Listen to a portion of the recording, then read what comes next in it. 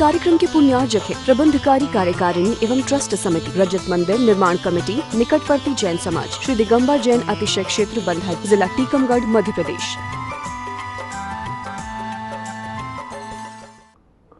नमो अरिहन्तार्नो,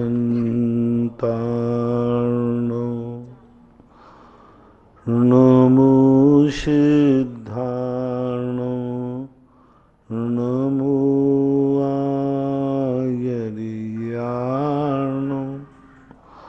नमो वज्रायार्नो, नमो लोये सवशाहूर्णम। पंच परमेष्टि भगवान की जय हो। आचार्य श्री गुरुवर कुंद कुंद महाराज की, आचार्य श्री गुरुवर विद्यासागर महाराज की जय हो। परम उपकारी निर्यापक शमन मुनि पुंगव श्री सुधासागर जी महाराज की जय। परम पूज्य मुनि श्री प्रसाद सागर जी महाराज की जय। अस्य तीर्थ क्षेत्र चांदखेड़े की सरजमी से यह जिज्ञासा समाधान पूज्य मुनि श्री सुधासागर महाराज जी के मुखारबिंद से। उसका प्रथम प्रश्न है विदिशा से आरती जैन। मुनि श्री चरणों में नमोस्तु।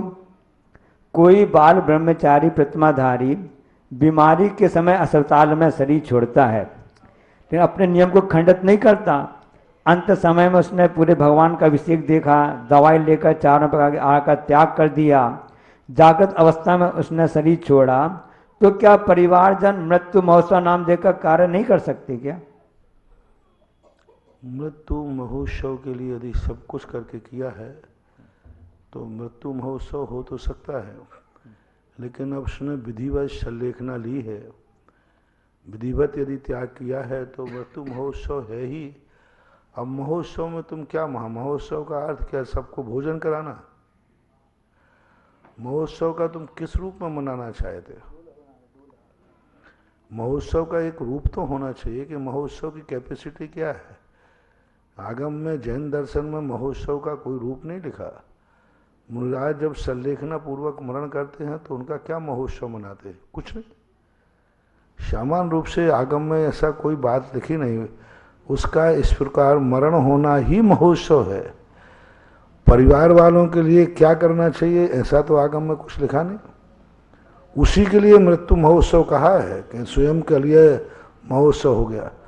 परिवार वालों को क्या करना चाहिए आगम में इसका कोई उल्लेख नहीं है। प्रयागराज से आदित्य जी नमोस्तु महाराज। आजकल सड़क पर बहुत गंदगी रहती है, चलना मुश्किल होता है, तो क्या अभिषेक के समय हम 16 की धोती पहन करके चप्पल पहन करके अभिषेक करने जा सकते हैं? इसमें कोई दोष तो नहीं? कदापि नहीं। आप धोती दुपट्टा को एक स्टील का डिब्बा बनाइए, उसमें रख कर के ले जाइए और वहाँ जाके बदल लीजिए।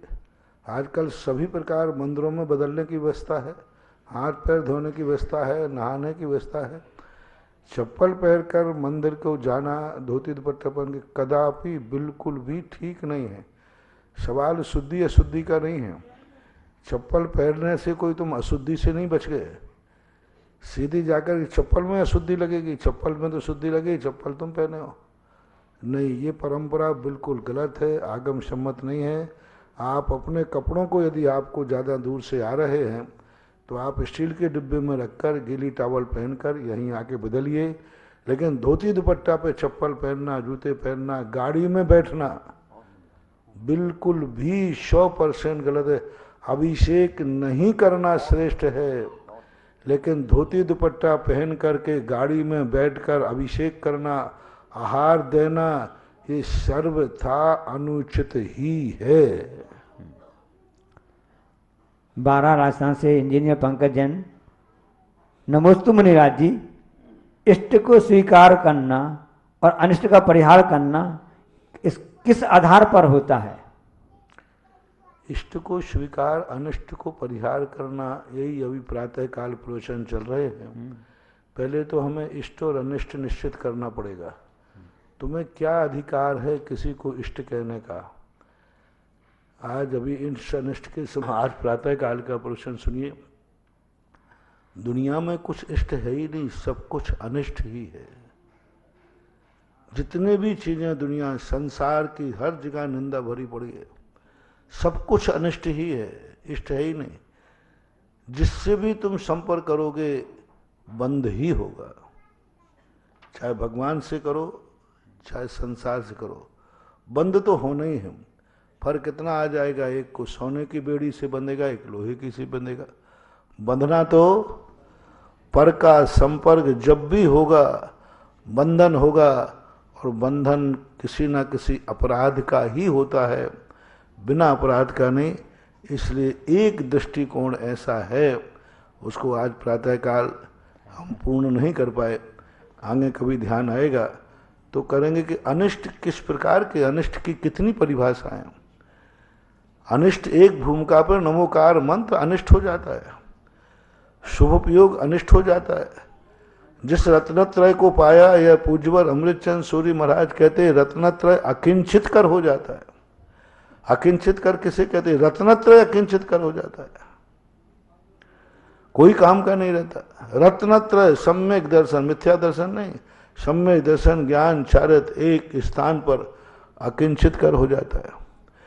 देव शायद गुरु का आलम्बन लेना अकिंचित कर हो जाता है, माला फेरना अकिंचित कर हो जाता है।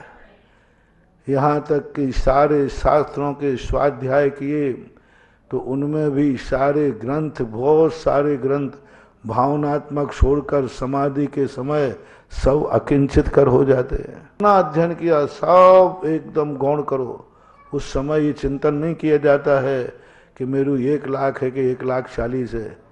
स्वर्गों में कितने मर रहा है, समाधि में स्वर्गों में कितने पटल होते हैं, कितने विमान होते हैं, 3 लोक का क्षेत्रफल कितना है, जम्बूद्वीप कितना है, यहाँ कितने पहाड़ और नदियां हैं।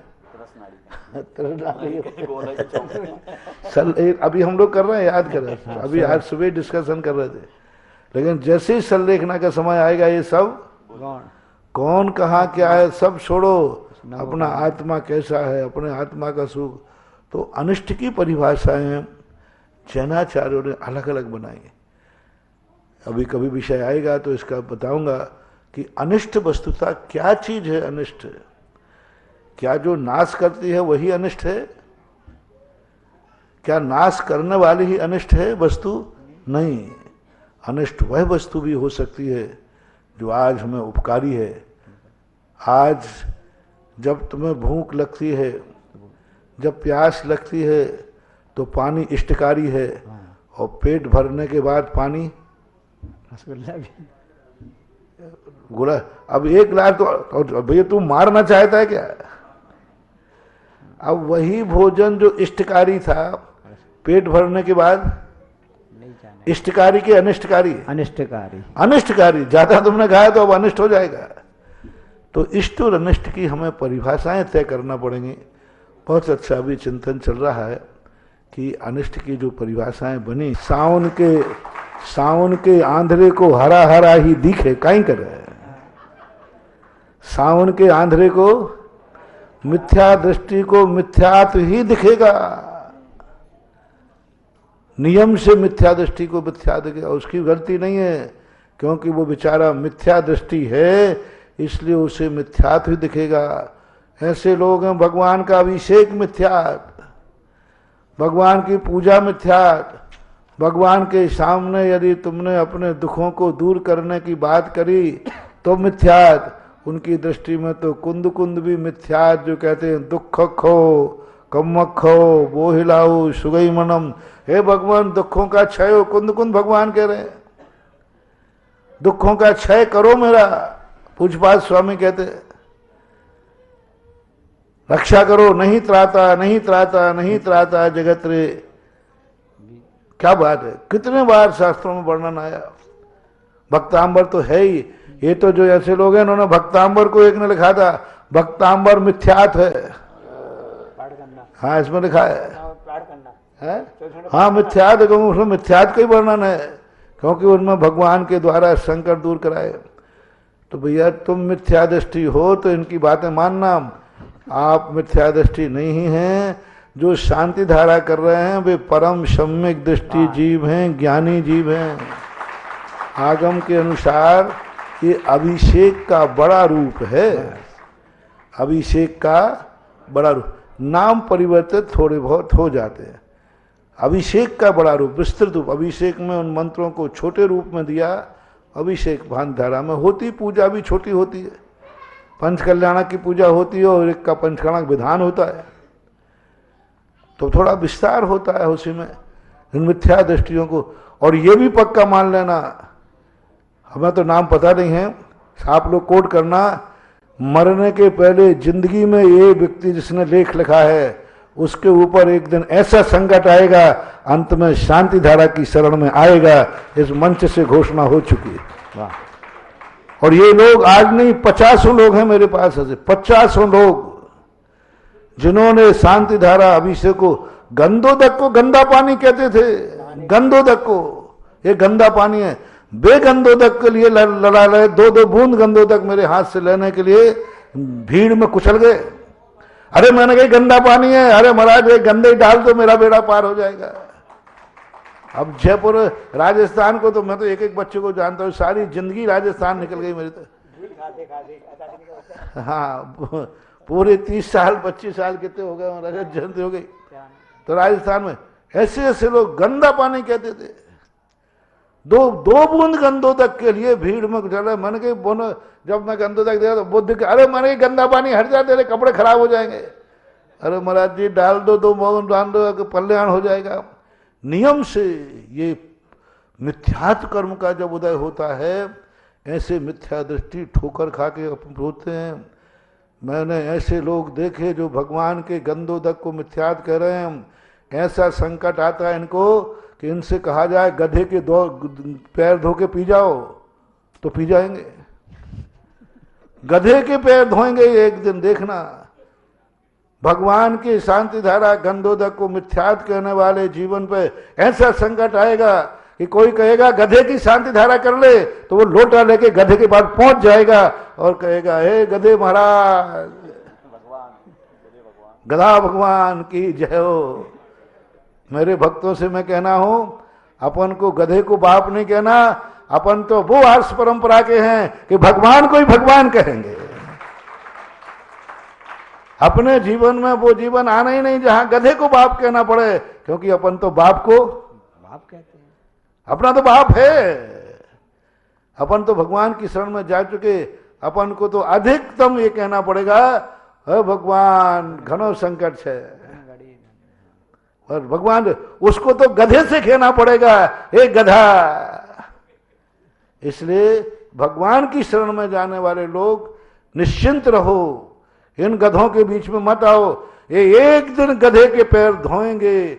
अपन जिनेन्द्र देव के पैर धो रहे हैं, अपन भाग्यशाली हैं। डॉक्टर मगन महान महान ऐसी ऐसी मीना सुंदरी मिथ्या दृष्टि थी। मानतुंगाचार्य महाराज अब देखिए, उद्भूष भीषण जलोधर भार भुगना सोच्याम दशा मुपगता च्युत जीविता त्वदपाद पंकज रजो मृत दिग्ध देहा मृत्या भवंती मकर ध्वज तुल्य रूप। ये क्या है? शांति धारा में यही तो है कि मरने वाला आशा छोड़ दी हो और आपका गंधोदक की उसकी रज मिल गई हो तो हो जाता है। गंधोदक कहो रज कहो एक ही बात है। अब भक्तांबर मिथ्या तो क्या? ऐसे अज्ञानी मिथ्या दृष्टियों को इनको कर्म सुधारेगा, ये सुधरेंगे नहीं। ये अभी इनके थोड़े पुण्य का उदय है, थोड़ा सा अभी चल रहा है। एक दिन ऐसे कर्म की चपेट में आएंगे, अच्छे अच्छे नास्तिक भी आस्तिक बन जाते हैं, अच्छे अच्छे नास्तिक भी आस्तिक बन जाते हैं। कर्म अच्छे अच्छों को झुका देता है और झुकाएगा पक्का है। जिस जिस व्यक्ति ने व्यवहार की निंदा की, आज तक ये भी रिकॉर्ड देख लीजिए, जिन जिन लोगों ने भगवान की पूजा पाठ अभिषेक हे कहा है, इनका कभी अंतिम मरण अच्छा नहीं होता। एक व्यक्ति नाम लिए बिना बताता हूं, ऐसा बुरी तरह मरण हुआ, तड़प तड़प के मरा, चिल्ला चिल्ला के मरा और पूरी जिंदगी भर समय सार पड़ता रहा। कभी वो मंदिर नहीं जाता, पूजा नहीं की, अभिषेक नहीं किया, गंध, वो सब हे मानता था, सब हे है, ये तो मिथ्यात है, सब हे है, जड़ की क्रियाएं। 24 घंटे समय सार पड़ता था। अंत में उसको मरने लायक भी पुण्य नहीं मिला। ऐसा तड़प तड़प के मरा, ऐसा तड़प तड़प के मरा, ना तो आत्मा का ज्ञान ना शरीर का ज्ञान। कहाँ गई वो आत्मा जो अजर अमर अविनाशी थी? आत्मा का नाम लेते चिल्लाता था, चिल्लाता था। उनके परिवार के लोग मेरे पास आए, बोले महाराज सारी जिंदगी उसने इतना स्वाध्याय कि उसका क्या हुआ? मैंने कहा भैया मरने को भी पुण्य चाहिए, मरने को भी पुण्य चाहिए। उसने तो पुण्य को जिंदगी भर गाली दी है, जिंदगी भर पुण्य को गाली दी, मरने को भी पुण्य चाहिए कि मरते समय जो स्वस्थ अनुकूल हो, मरते समय कोई बीमारी ना हो, इसके लिए पुण्य चाहिए।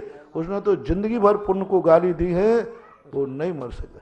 एक का भी समाधि मरण नहीं हुआ, होगा नहीं। 50 साल का रिकॉर्ड मेरे पास है। जिन जिन ने पुण्य की क्रिया को हे कहा, उनका अंतिम मरण कभी अच्छा होता ही नहीं, होगा भी नहीं। इसलिए सावन के आंधळे को, मिथ्या दृष्टि को सब कुछ मिथ्यात्व ही दिखता है। इसलिए उन लोगों के लेखों को मिथ्या दृष्टि का लेख मानकर तुम अपने जीवन में को जब भी संकट आए, दुनिया में दौड़ने की अपेक्षा जिनेंद्र भगवान के पास जाओ, और जिनेंद्र भगवान ही शरण है। आपके बाप के सामने रोने में बाधा नहीं है, पड़ोसी में रोने की अपेक्षा बाप के पास रो तो कम से कम घर की इज्जत घर में रहेगी। सुनील जैन नोएडा से नमस्तु। किसी महिला के गर्भ में 3 महीने का बच्चा मर गया, अब उनके लिए कितने दिन का सूतक लगेगा? सूतक परिवार वालों को तो 1 दिन का ही है, उसी दिन का स्नान आदि कर कोई सूतक नहीं। महिला के लिए व्यवस्थित ढंग से किस ढंग की उनकी अशुद्धि होती है वो डॉक्टर आदि से पूछ करके इसका निर्णय किया जा सकता है। शास्त्र में इसका कोई अलग से वर्णन नहीं आया। उसकी अशुद्धि कितने समय तक रहती है वो मेरे ज्ञान में नहीं है, वो डॉक्टर से पूछकर आप खुद निर्णय करें। पंचशील नगर भोपाल से डॉक्टर ब्रह्मचारिणी शिल्पी दीदी, ब्रह्मचारिणी सपना दीदी, ब्रह्मचारिणी शैली दीदी। नमोस्तु गुरुदेव। आचार्य जनसेन प्रणीत आदि पुराण पर आधारित 53 क्रियाओं पर पिछले 2 वर्षों से हम तीनों सगी बहनें हर माह गर्भवती महिलाओं को और शिशु को संस्कार मंत्र देते हैं। संयम, व्रत, स्वाध्याय, पूजन, माला, संधारा आदि नियमों का पालन करवाते हैं। उसमें लगभग 700 महिलाओं को गर्भ संस्कार दे चुके हैं। उसमें 70% नॉर्मल डिलीवरी हुई है पूजा आचार्य श्री और आप सबके आशीर्वाद से, लेकिन 1-2% मिस कैरेज भी हो जाता है। हम क्या सावधानी रखें कि उन महिलाओं को जो दुख है उनका दूर हो जाए, और जैन समाज में इस गर्भ संस्कार के प्रति कैसे जागृति लावें? अच्छे संस्कार, अच्छा जीवन देने के लिए सभी आचार्यों ने वर्णन किए हैं। विधि के संबंध में हम अधिक विधि नहीं बता सकेंगे, हमारी मर्यादा है। लेकिन आप महापुराण के अंदर देखें, आप गृहस्थ हैं, आप साधर्मी के लिए किसी भी प्रकार के संस्कार देने के लिए स्वतंत्र हैं। अच्छी भावना बनाएं, उनको ये कहें कि तुम अपनी ज़िंदगी को संतान को चाहते हो तो कम से कम संतान के लिए तो कुछ त्याग करो। बहुत बार मैं कहा करता हूँ कि मैं ये नहीं कह रहा हूँ कि तुम माता पिता बनो, मैं ये नहीं कह रहा हूँ, लेकिन माता पिता बनते हो तो कुछ चीज़ें अपने बेटों के खातिर त्याग करो। बेटे के लिए संस्कार के लिए त्याग करो। उनके लिए तुम्हें गुस्से का नहीं कर रहा हूँ, कम से कम 9 माह गुस्सा मत करो।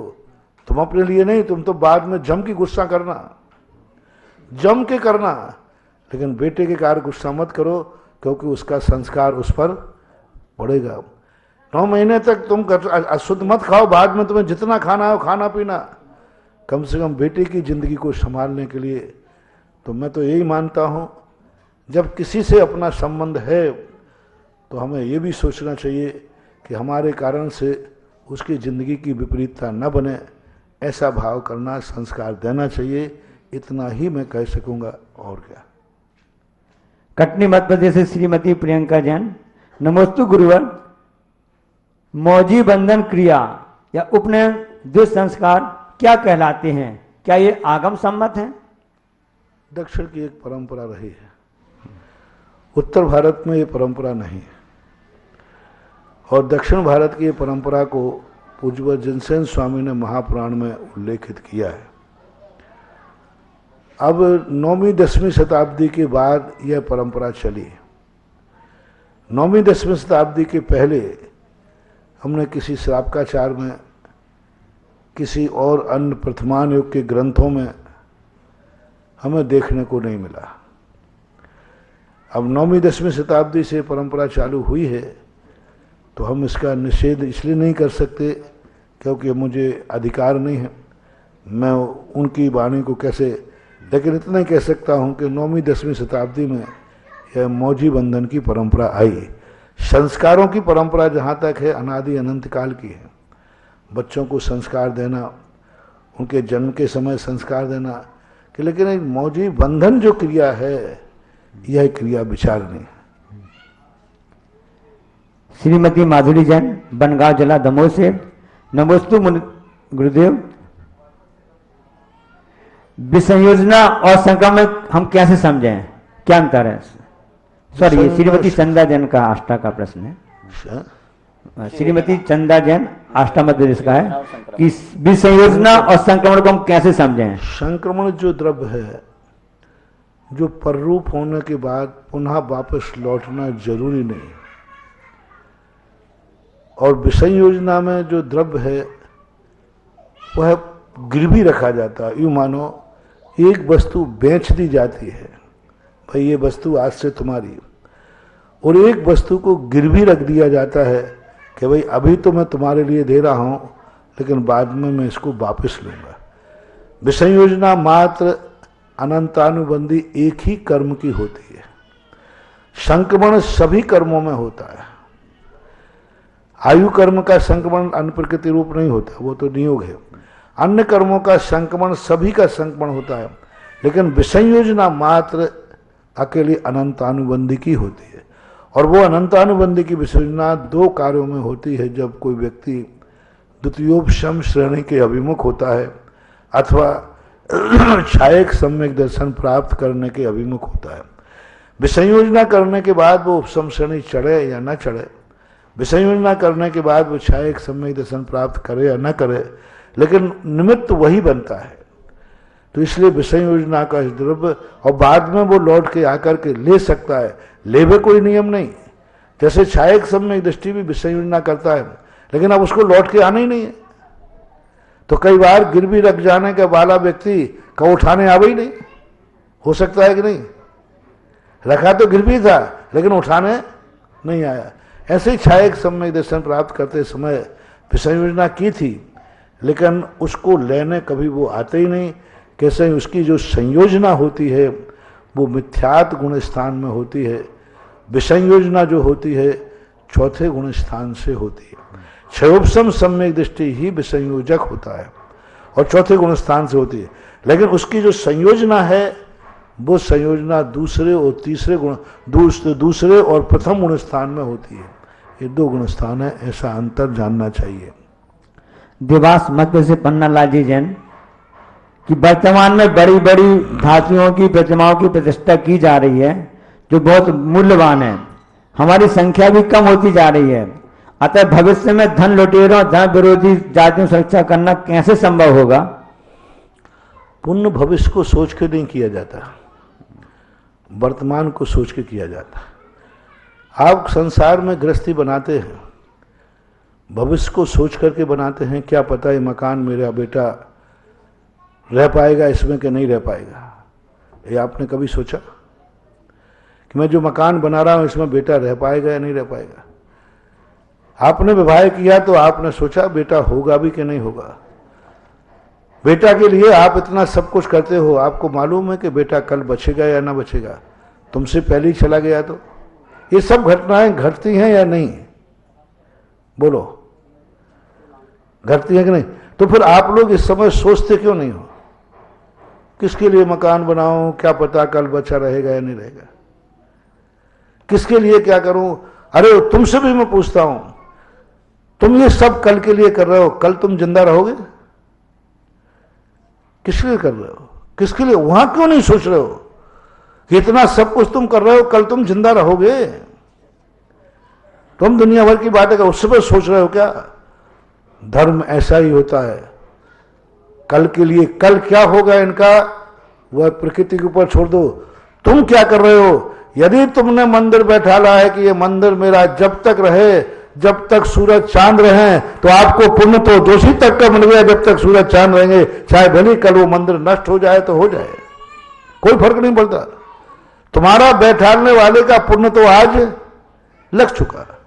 उसने कहा कि नहीं, पाषाण की मूर्ति कोई खंडित कर देगा, मैं तो पीतल की बैठा लूंगा बड़ी, जिससे अमर रहे, कोई खंडित ही नहीं कर पाए। तो उसको पुण्य तो वही लगेगा कि इसने भगवान को अखंड बैठाने का भाव किया था। अब भली भविष्य में जो होगा तो देखा जाएगा। संसार की क्रियाएं भविष्य की दुर्घटनाओं को देखते हुए आप बिल्कुल भी नहीं करते, सोचते भी नहीं कि कल क्या होगा। अरे महाराज ऐसे सोचने लग जाए तो फिर तो संसार ही नहीं चलेगा। तो बस ऐसा सोचने लग जाए तो धर्म ही नहीं चलेगा, ऐसा सोचने लग जाए तो धर्म ही नहीं चलेगा। हम लोग मुनि ही नहीं बन पाते। कल कुछ हो जाता तो हो जाता है, लेकिन ऐसे दुर्घटनाएं घटती रही हैं, घटती रहेंगी, लेकिन दुर्घटनाओं पर विचार नहीं किया जाता। वर्तमान की स्थिति देखी जाती है। धर्म में हमें वर्तमान सुधारने के लिए किया जा रहा है, तो हमारा वर्तमान तो सुधरेगा ही सुधरेगा। मुंबई से विजय जैन। नमस्ते गुरुदेव, क्या 1 से 5 इंद्रिय हर आत्मधारी जीव की हिंसा का पाप एक समान लगता है या भिन्न भिन्न? भिन्न भिन्न लगता है। दो, पहले तो इसके दो परिणाम हैं। हिंसा करने वाले का अभिप्राय क्या है, एक बात। दूसरा, अभिप्राय है तो वो किसकी हिंसा कर रहा है, जिसकी हिंसा की जा रही है उसकी उपयोगिता कितनी है, उसके नाश होने पर कितनों का नाश होगा, उसके मरने पर कितनों का नाश होगा, उसके ऊपर देखा जाता है। जैसे एक राष्ट्रपति के मारने पर पूरा देश अनाथ हो जाएगा, राजा अनाथ हो, कितना बड़ा नुकसान हो गया। एक परिवार से परिवार, तो हमारे यहाँ जिस वस्तु को तुमने नाश किया है उस वस्तु से कितनी हानि हुई, कितने लोगों को नुकसान हुआ, कितने लोगों की जिंदगी बर्बाद हो गई, उसके आधार पर पुण्य और पाप का निर्णय होता है। और पहला जो मैंने बताया, आपके अभिप्राय पर, आपने यदि कसाई के वशीभूत होकर एक लकड़ी को भी तोड़ा, इसको तोड़ दो, इतनी कसाई से किया, तो एक हत्या बराबर पुण्य तुम्हें इस डिब्बी को भी तोड़ने का लगेगा। जीवा जीवाधिकरण, पूज्यवर उमा स्वामी महाराज, जीव से ही बंद नहीं, अजीव अधिकरण। पत्थर पड़ा था तो ऐसा फेंको पत्थर, ये मेरे चोट लग गया, तो आपने पत्थर को भी कसाय भाव से फेंका है, तो भी आपको उतना ही दोष लगेगा जितना किसी के सिर फोड़ने पर लगता है। आपकी कसाई कितनी थी, आपकी कसाई। आपने जैसे मान लो कोई का चित्र है, उस चित्र के लिए दुश्मन को मार रहा है, इसको गर्दन काट दो, इसका हाथ काट दो, तो आपको बराबर एक हत्या का पाप लगेगा। भली आपने कागज की गर्दन काटी है, लेकिन आपके भाव में किसकी गर्दन काटी? दुश्मन की। आपका भाव क्या था? भली वो कागज था, आपने तो दुश्मन मान के किया ना, तो आपको उस हत्या का पाप, संकल्पी हिंसा का पाप लगेगा। एक कागज में यदि आपने पाया ये मेरे दुश्मन का कागज है, इसके टुकड़े टुकड़े घर बांट दो, तो आपको एक व्यक्ति ने हत्या की है, एक ने कागज फाड़ा है, दोनों को बराबर हत्या का काम लगेगा, क्योंकि तुम्हारी संकल्पी हिंसा है। रावण के पुतला जलाते ना। हाँ, रावण के पुतले में जीवित करके जलाते। रावण के पुतले जलाने में आपत्ति नहीं थी, रावण का पुतला जलाने में आपत्ति नहीं है, लेकिन रावण की जीवित करके प्राण प्रतिष्ठा करके कराना, प्राण प्रतिष्ठा करके उसको जीवित किया जाता है। जैसे भगवान की प्रतिष्ठा होती, बराबर प्राण प्रतिष्ठा होती है, विधान होता है, उसको जीवित करते हैं, जीवित करके फिर मारते हैं। यह संकल्पी हिंसा है, पुतला जलाने में नहीं है। भगवती आराधनाकार ने कहा कुछ नक्षत्रों में जैसे पंचक आदि हैं, उन्होंने कहा मृत पुतले मान करके, घास को बना करके कहा ये मृत पुतला मैं इसमें धारण करता हूं, ये मृत पुतला, जीवित नहीं। मरा हुए पुतले को वहां जलाने को कहा है, जीवित को मार के नहीं। संकल्प हिंसा नहीं है, वहां मृत पुतला है। स्पष्ट मैंने बहुत गौर से पढ़ा। ये नहीं कहा कि ये फलाने जीव को मारता हूं, नहीं, फलाने व्यक्ति के शव को, मतलब एक शव को बांध करके मृत पुतला वहां जलाते हैं। तो वहां पुतला जलाने में दोष नहीं है। पुतला ये जीवित करके उसका पुतला है, वो दोष में। एक किसी का फोटो फट गया या तुम्हें नहीं चाहिए तो उस फोटो को जला दिया, कोई पाप नहीं है, क्योंकि अनादर हो रहा था। या कोई भी चीज फोटो जलाते या पर जनवानी जलाते, लेकिन ये मान के जलाना इसको ऐसा जलाओ कि उसके ऊपर इसका नाश हो जाए। तो आपकी कसायों पर आधारित होता है कि आपने किस भाव से किसके साथ क्या व्यवहार किया। महाराज जी, वर्तमान में जो विपक्ष के लोग होते हैं, वर्तमान के जो शासक नेताओं के पुतला जलाते हैं, तो वो पुतला एक विरोधी हिंसा उनका, उनके संबंध में ना तो निषेध है, ना वो स्थापना करते हैं। वो एक गृहस्थ की हम उसका समर्थन नहीं करेंगे, लेकिन गृहस्थ का विरोध भी नहीं करेंगे, क्योंकि वो एक विरोधात्मक पद्धति है और उसमें वहां पर उसको जीवित नहीं किया जाता, प्राण प्रतिष्ठा नहीं करे, एक प्रतीकार, उसका नाम पुतला ही है। यहां रावण का पुतला नहीं जलता, रावण जलता है। रावण का पुतला जलाने में आपत्ति नहीं है, रावण का पुतला नहीं जलता, रावण जलता है। दशहरा को मैंने पूरा उसका अध्ययन किया, वहां रावण को जलाया जाता है, रावण के पुतले को नहीं जलाया जाता है। अमर पाटन से राजीव जन शिवरात्रि। नमोस्तु गुरुदेव। हमने ऐसा पढ़ा था कि सूत्र 2 प्रकार के कहे हैं, कारु अकारु। कृपया समाधान करने की महती कृपा। उज्जवर्जन सेन स्वामी महाराज ने कारु अकारु लिखे हैं। कारु और अकारु, कारु वो कहलाते हैं जो तुम्हारे आंगन तक आते हैं, तुम्हारे वस्त्र धोते हैं, लकड़ी आदि जिनके स्पर्श से स्नान आदि नहीं किया जाता।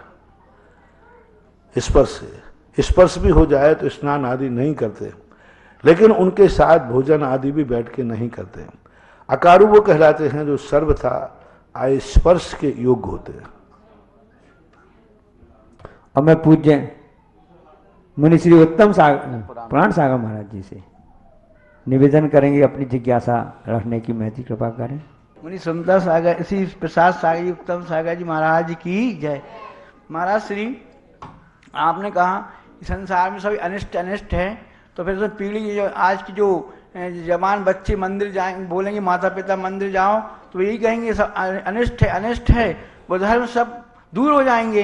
तो कम से कम देव सास गुरु तो इष्ट है, और कहते हैं उनके बंधन में बंधना तो जरूरी है। जब तक उनके बंधन में नहीं बंधेंगे संसार छूट भी नहीं सकते, तो वो तो कारागृह नहीं कहलाएगा, वो इष्ट कहलाएगा। तो आप हमारी जिज्ञासा। सागर जी, हाँ, अभी प्रवचन को हमारे सुनने वाले श्रोता लोग सब समझ गए कल क्या होने वाला है। पहले दिन ऐसा प्रश्न उठाओ कि सबकी दुनिया की धारणाएं सब हो जाएं और प्रश्न पर प्रश्न आ जाए, और दूसरे दिन सब। आपने ये भी नहीं सुना था, एक मैं उसी दिन भी थोड़ा कह देता हूँ, कहीं कल कोई मर मुड़ गया तो आधा प्रवचन सुन के जाएगा। तो मैंने ये भी कहा था कि एक दृष्टि वो है जो संसार में कुछ भी अनिष्ट है ही नहीं, सब कुछ इष्ट है, कोई चीज अनिष्ट है ही नहीं, सब कुछ इष्ट है, ये भी कहा था। लेकिन अब इसका खुलासा क्रम से ही कर पाऊंगा। सब कुछ अनिष्ट है, यदि ये नहीं मानोगे तो मोक्ष होने वाला नहीं है। अभी मैं बताऊंगा कि सारा संसार अनिष्ट किनको दिखता है और अनिष्ट है, तो इसलिए अब इसके संबंध में आप माला फेरेंगे, कल प्रवचन में आ जाए, नहीं तो हमारी उधारी लंबी निकल जाती है। और मैं पूज्य मुनि श्री उत्तम सागर महाराज जी से निवेदन करेंगे कि अपनी जिज्ञासा रखने की महती कृपा करें। पूज्य मुनि श्री उत्तम सागर जी महाराज। नमस्तु नमस्तु नमस्तु मुनिश्री। एक जिज्ञासा है कि सामने 4 व्यक्ति आके खड़े हो गए हैं और चारों व्यक्तियों में से एक आपको ज़्यादा चाहते हैं, एक हमें ज़्यादा चाहते हैं, एक दोनों को ही नहीं चाहते हैं और एक दोनों को ही चाहते हैं। तो इसमें हम लोगों का आधे कर्म अनाधे कर्म का उदय है क्या? उन लोगों का मोह भाव है? न उनका मोह भाव है, दो चीज़ें देखना पड़ेंगी। हो सकता है उनका गुणानुराग हो सकता है उनका उपकारी भाव हो, जिससे उनका उपकार हुआ है उसको ज़्यादा चाहना सज्जनता है। हमारे शास्त्रों में आया है कि एक महाराज बैठे थे, एक श्रावक बैठे थे। देवता ने आके श्रावक को पहले वंदना की। उसने पूछा क्यों? बोले इन्हीं की बदौलत है जो आज मैं धर्म में आया हूँ, और आज महाराज तक मैं भी इन्हीं की बदौलत आऊँ। यही मुझे महाराज तक लाए हैं। हमारे संसार में देखो कि उपकारी को सिद्ध भगवान सबसे बड़े हैं, उनको पीछे कर दिया। अरहंत भगवान को पहले कर दिया। क्यों? लोग बड़े कौन है, सिद्ध की अरहंत? लोग किसको ज्यादा चाह रहे हैं? तो सिद्ध भगवान का कौन से कर्म का उदय है? डिमोशन कर दिया, पीछे 2 नंबर पर ला दिया। नमो सिद्धानम बोलते ना, बड़े कौन है? तो अब ये क्या है? कुछ नहीं। भक्त कहता है हे सिद्ध भगवान, मुझे आप तक लाने वाले अरहंत दे दो, अरहंत को। तो ये गुणानुराग कहलाता है। दूसरा उपकारी भाव कहलाता है। कभी कभी गुणानुराग होता है, वो देख लेता है किसमें गुण अधिक है, किसमें गुण अधिक है। आपने देखा होगा? जी बिल्कुल नहीं देखा। देखा है? हाँ। आचार्य श्री जब चौके से कहीं से लौट आए और हम लोग पड़गाए जाए, लोग हमें पड़गाए छोड़ देते हैं। बिल्कुल सत्य बात है। अरे भैया मैं पड़गाया गया हूं, बोले आप साइड में करो, आचार्य से आ रहे हैं। मैं उदाहरण ऐसे ही दूंगा जिससे सब समझ जाए। महाराज आचार्य चले गए, हम लोग पड़गा गए। अब वो पड़गाते पड़गाते आचार्य लौट के आ गए। अरे हम लोगों को छोड़ दो, नमस्ते महाराज। अरे मैंने भैया मैं कहाँ जाऊं? बोले आप जानो, हम तो आचार्य को पड़गाएंगे। कई बार ऐसा हो जाता है। अब क्या करें बताओ, उन महाराज के कर्म फूटे हैं। नहीं, गुणानुराग वो चाहता है कि शायद मिल जाए, तो गुणानुराग भी कभी कभी होता है। एक तीसरी बात जो है, यदि वो मोहाभिभूत है, यदि वो राग द्वेषात्मक है, तो बराबर वो उसी का दोष है। सब तरफ से उसी का ही दोष माना जाएगा। वीतराग मुद्रा धारण करने के बाद इनकी परिणति अपने आप में इस रूप में नहीं आती। रही बात उनके आधे अनादे नाम कर्म के उदय से, तो ऐसा होता है, उससे भी हो सकता है, वो भी एक कारण बन सकता है, कोई बाधा नहीं। लेकिन एक ही कारण हो ऐसा नहीं, क्योंकि इस प्रकार का पक्ष गुणानुराग, उपकारी भाव, मोह भाव और कर्म भाव चारों से देखा जा सकता है। एकांत नहीं बनाना। भक्ति कलश में एक नाम आया है, ब्रह्मचारिणी सरिता दीदी, ब्रह्मचारिणी उषा दीदी, श्रीमान रामनिवास जी, हरिश्चंद्र जी, राम बाबू, जम्बू कुमार जी, पदम कुमार जी, समस्त कांसल परिवार सांगोद कोटा ने यह सौभाग्य प्राप्त किया है। पूरा परिवार पधारे और गुरुदेव से आशीर्वाद प्राप्त करे। भक्ति कलश के लिए असीम कालीन आदिनाथ भक्तामर विधान में नाम आए हैं श्रीमती रीचा जी जैन, डीएसपी अक्षय चौधरी, डीएसपी भोपाल पहाड़ी परिवार। शादी की सालगिरह के उपलक्ष्य में श्रीमती रिया अभिषेक जैन वडोदरा गुजरात, शादी की सालगिरह के उपलक्ष्य में। तीसरा नाम आया मुकेश जी जैन, तृप्ति जैन, आदर्श जैन, भविक जैन, निर्मल कुमार जी जैन बबीना कैंट झांसी से।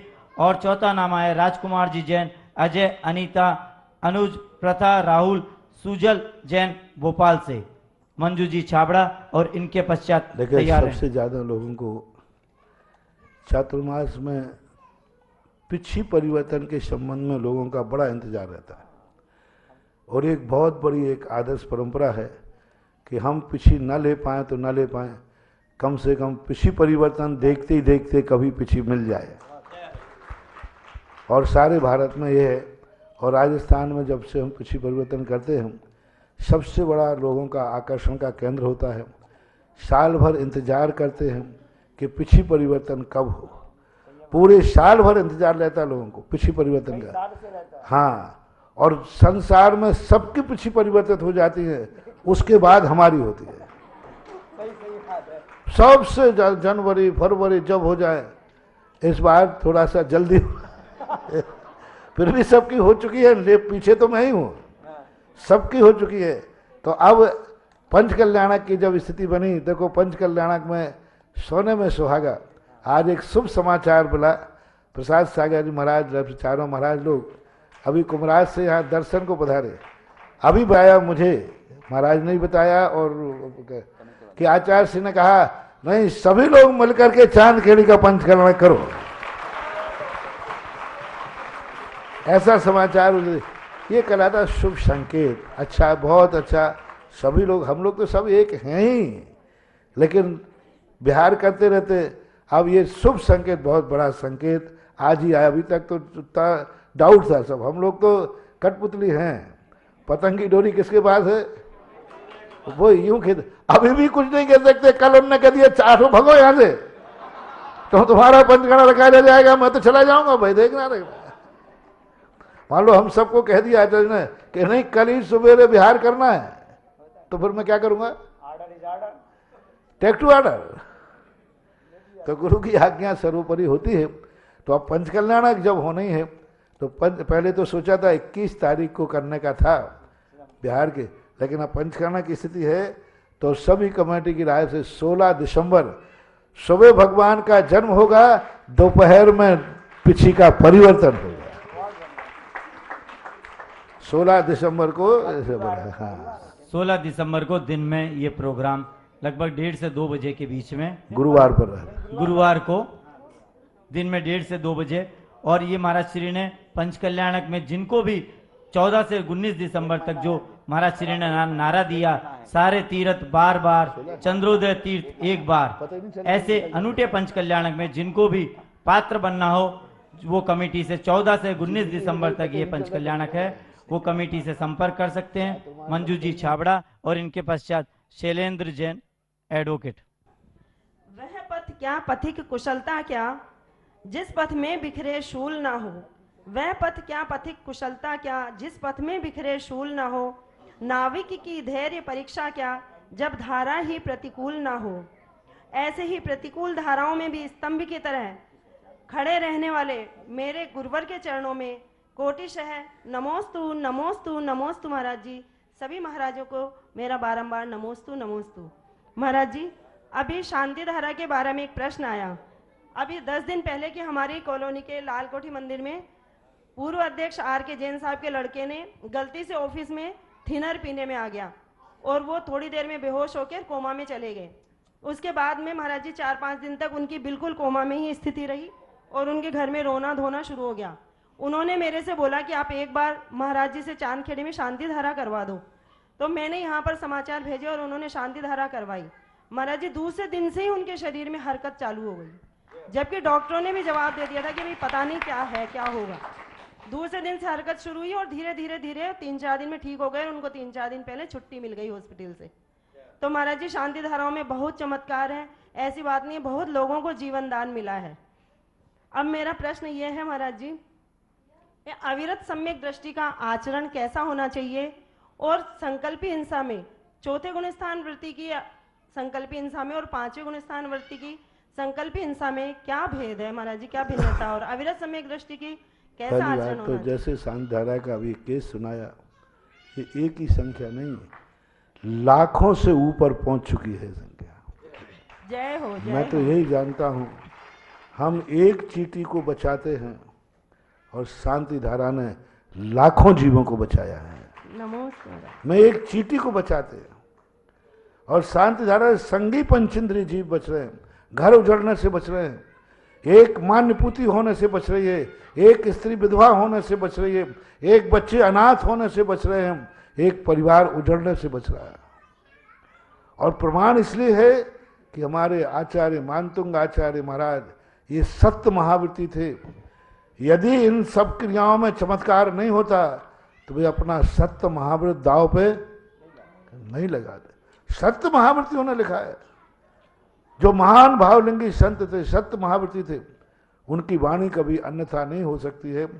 इसलिए दूसरी बात है, चतुर्थ गुण स्थान वर्ती के अनेक भेद हैं, उसको कुल को देखा जाएगा।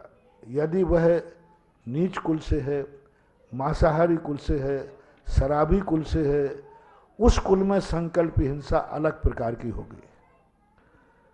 उसमें संकल्पी हिंसा का रूप होगा कि वो किसी अनर्थ में किसी जीव की विराधना नहीं करेगा। यदि उच्च कुलीन है तो संकल्पी हिंसा जैन है, ब्राह्मण है, क्षत्रिय है, तो यह संकल्पी हिंसा में किसी भी जीव को मारने का भाव नहीं करेगा, अपने आप को बचाने का भाव करेगा। क्रिया मारने की होगी, शेर आ गया शेर को मारेगा, लेकिन मारने का भाव नहीं होकर स्वयं को बचाने का भाव। जैसे एक सैनिक सामने वाले दुश्मन को मारता है, क्रिया मारने की हो रही है, लेकिन दृष्टि देश की रक्षा की है, देश की रक्षा की है, लेकिन क्रिया मारने की हो रही है। तो इस प्रकार का जो वृत्ति होगा, अविरत सम्यक दृष्टि जैन कुलाचारी होगा, वो भी कभी किसी को मराद करेगा तो उसमें कोई ना कोई उसकी स्थिति बनेगी। और विरोधी हिंसा का अर्थ होता है जब उसकी आजीविका पर, उसके जीवन पर कोई प्रहार करता है।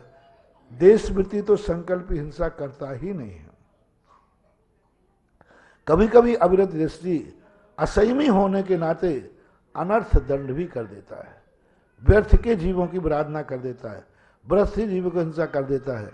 तो ऐसा संकल्पी हिंसा में कभी क्रोध में आकर, आवेश में आकर के युद्ध में मार देता है, क्रोध आ गया, आवेश आ गया, लेकिन देशप्रति को ऐसा क्रोध नहीं आएगा।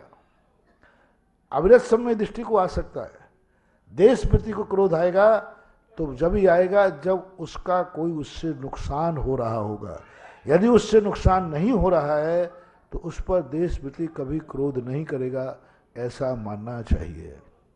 महाराज जी, रत्नकृष्ण शावकाचार्य में तो अणुव्रत बताया ना, 5 अणुव्रत और 3 मकार। वो अणुव्रत अलग है, वो देशव्रत की अणुव्रत नहीं है, वो छोटे व्रत है। हाँ, तो वही तो मध्यमाद मधु त्यागई सहाणु व्रत पंचकम, ये जो पंचव्रत हैं ये संकल्पी हिंसा का त्याग नहीं है।